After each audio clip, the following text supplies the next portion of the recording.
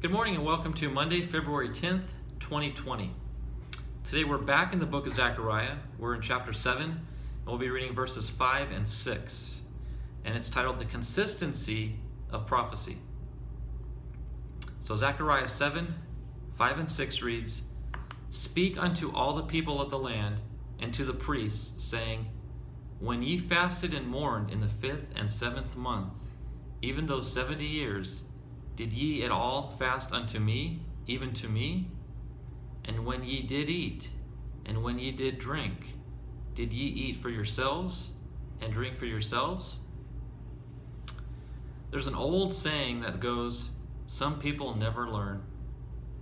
God's people had returned from captivity, rebuilt the temple, and resumed worship ceremonies. But the people were already taking God for granted. One generation away from national punishment, and the children and grandchildren of the captives were far enough past the pain and sorrow of slavery that it was not real to them. In Genesis 11, Nimrod was Noah's grandson. He set himself up as king of Babylon and built an anti-God kingdom. God showed Nimrod that he was not in charge. God gave Israel 7 feasts full of ceremonies to help them remember the suffering of their ancestors leaving Egypt, crossing the terrible wilderness.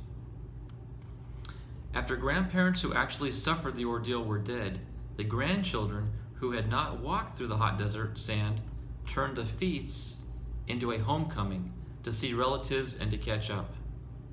This is a problem of human nature. I can remember my mother in the yard, in freezing weather, washing clothes in a cast iron wash pot. She would come in the house to warm her purple frozen hands by the heater. Now folks put the clothes in the washer, turn up the thermostat, and watch TV while the clothes wash, without understanding the hardship that encouraged someone to invent the automatic washing machine. And our final thought is, Baptist forefathers died to get the entire Bible into our hands. Many have Bibles all over the house and rarely think of those who suffered that we might be so privileged. How true this is. You could think of an infinite number of examples of how the new generation takes for granted everything that's been given to them or that they have around them. They don't understand the suffering and the hard work from their ancestors that went into providing those luxuries. Even our generation, we suffer from the same thing. I can't imagine a time without air conditioning. Can you imagine not having a cell phone? Can you imagine what happens when your internet or Wi-Fi goes down? It's like the world is coming to an end. We take so much for granted, the luxuries and the things that we have. We forget our forefathers who went without those things because they didn't know any better. They didn't exist. You cannot miss something that you don't know about. I guarantee it, 2 generations from now, if we're still around and the rapture hasn't happened yet, 2 generations from now, they're going to have things and they're going to look back at us like we were pioneers. How did we survive without those luxuries that they're going to have then? And it's a generational thing. And this has been going on since the Bible times, back in the book of Genesis. Human nature doesn't change. God never changes. And God is always faithful.